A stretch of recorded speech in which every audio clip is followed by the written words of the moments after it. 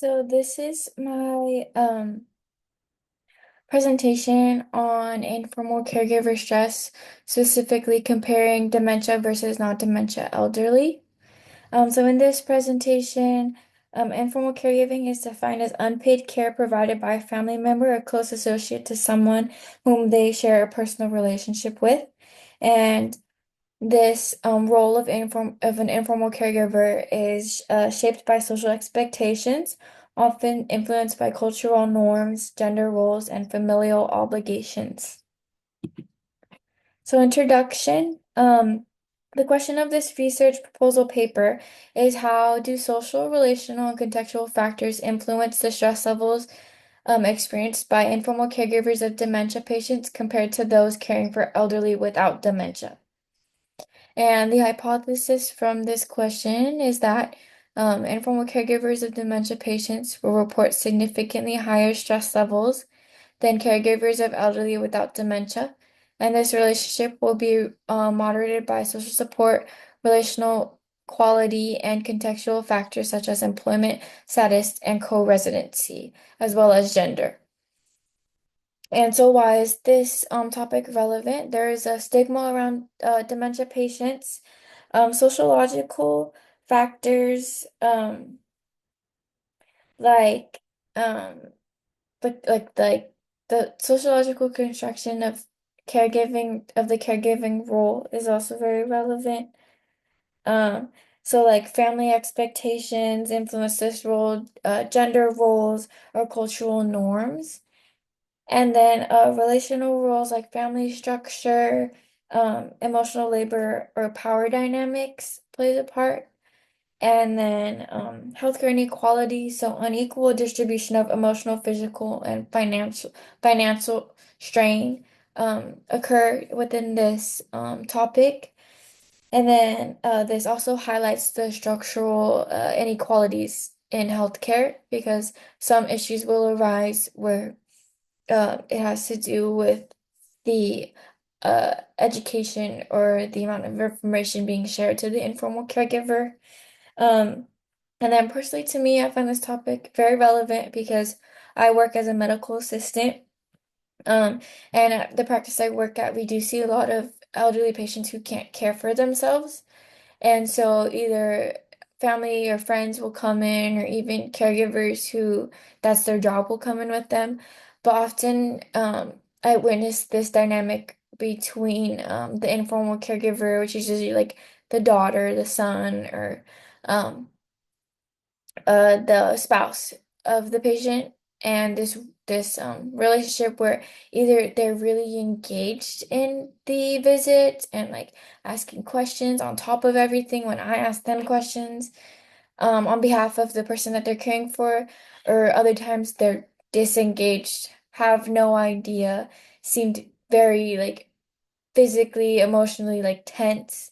And it's very interesting because I do see this kind of disconnect sometimes, and it's very saddening to see.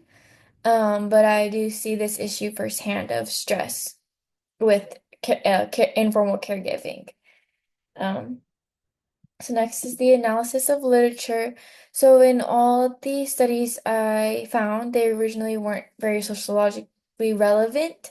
And I went back and I kind of looked through them and changed a few and exchanged a few. So hopefully now for my final project, they're all up to par. And so some common themes I found was the perceived support and self-efficacy. These were two topics that kept coming up in the research on how stress was affected. So the more support someone perceives, the less stressed they were or they had reported. And then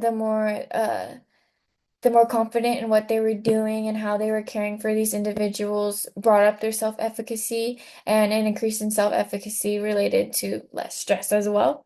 Um, so there also was common themes of role overload. So having multiple roles to fulfill and then getting overwhelmed and overloaded in a sense with their responsibilities created a lot more stress, and then also changes in roles.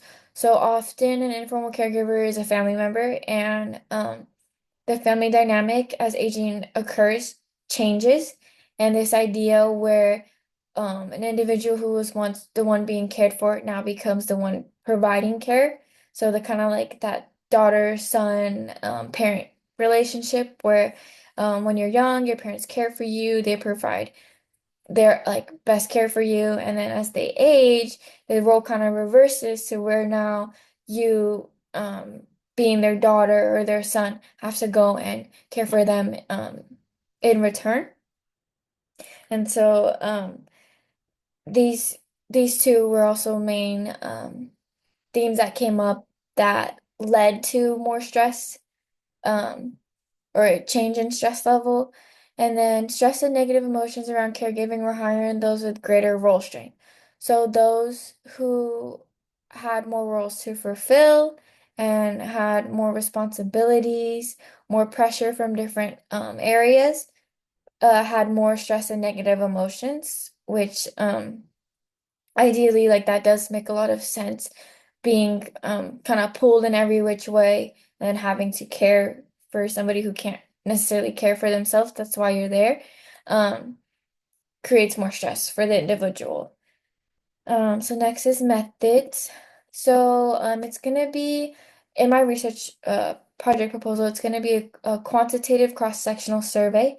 So I went the quantitative route because I feel that statistically, like seeing numbers and making that comparison would be easier. And then it's a cross-sectional survey because the individuals who are being interviewed are individuals who can't spend a lot of time showing back up to appointments to be interviewed or like continuously following up because they have other responsibilities on top of the caregiving role that they um, fulfill. So this is just as far as convenience for them and then also for the study because I feel that if I were to ask for these individuals to keep coming and repeating a study, then they wouldn't be able to and wouldn't be consistent. So the data would not be useful. It'd be a waste of time and resources.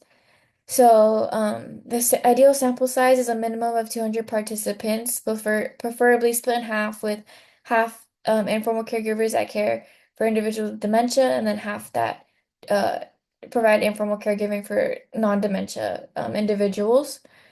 And it's going to be provided through an online survey.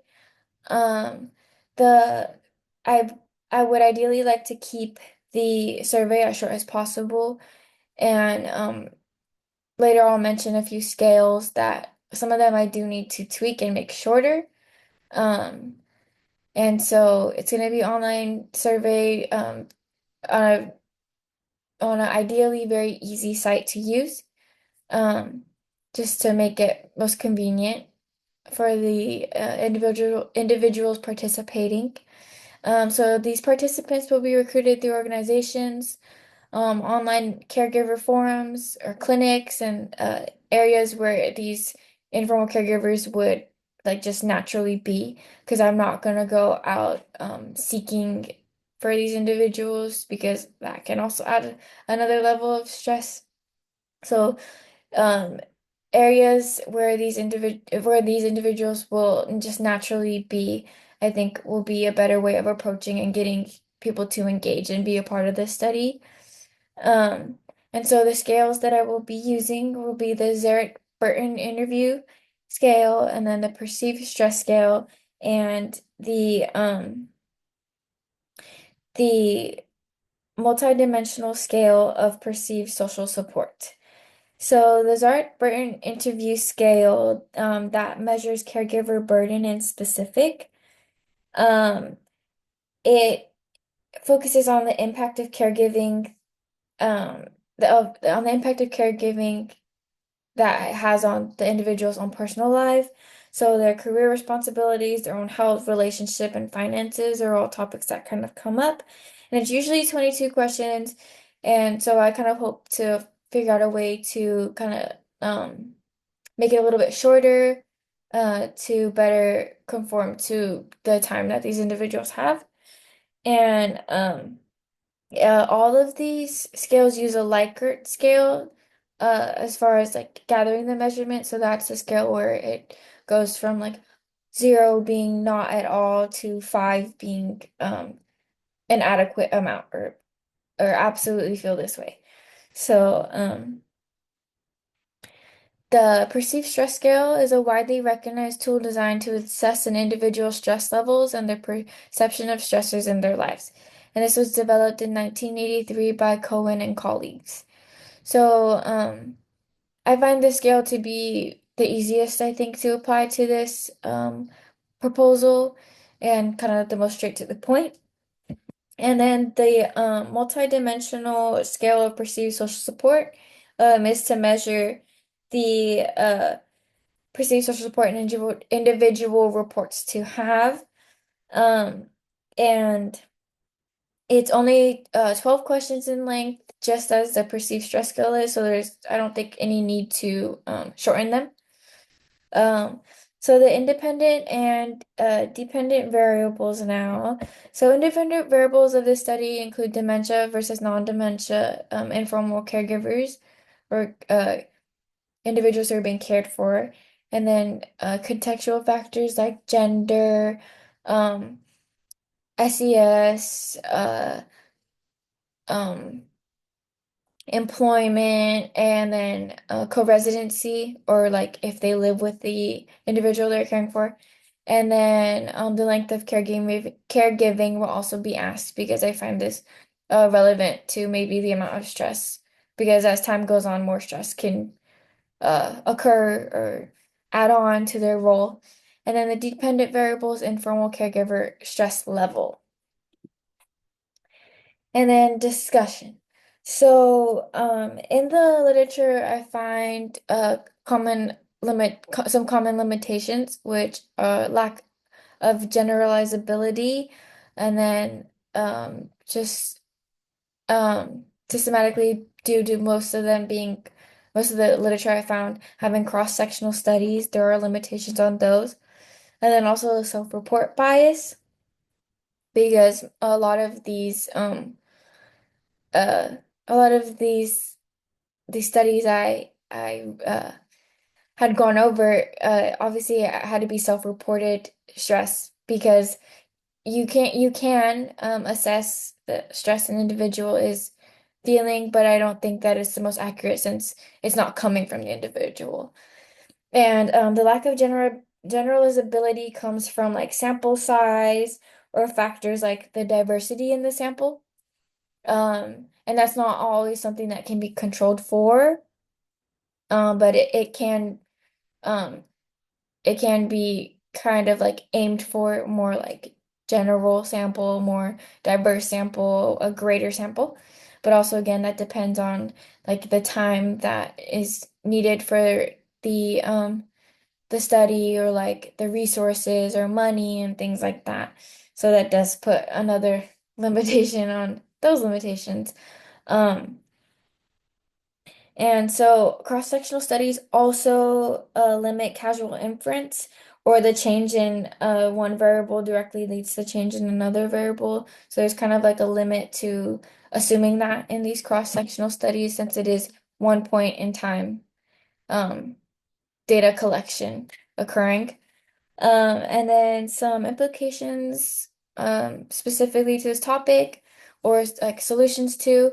A main solution would be the need for educational interventions. I feel like just through the studies, I could tell that that could significantly improve the stress levels that these caregivers are feeling.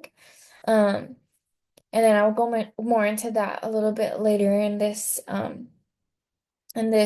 presentation, but the emphasis on informal caregiving social relationships could also improve the level of stress that these individuals are feeling, because social relationships do um, provide a lot of relief in a sense, and that kind of human connection can moderate negative feelings in one's life. And then so social exchange theory can be applied to this topic, because it can explain the relationships in terms of cost and benefits between the informal caregiver and the one being cared for. Um, So the idea that it's like a reciprocal relationship of the mutual exchange of support and emotional value between the informal caregiver and the one being cared for. And then it could also help to explain informal caregiving motivation, but also burnout, resentment, and negative feelings like depression within their role. Um, And then feminist theory can also be applied in a way because informal caregiving is disproportionately provided by women in family structures.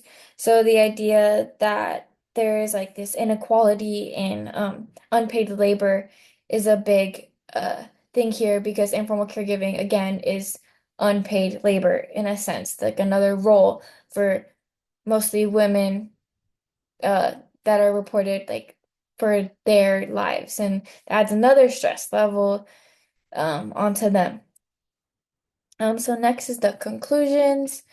So there needs to be more of an emphasis on the sociological side of informal caregiving stress, specifically with those for dementia.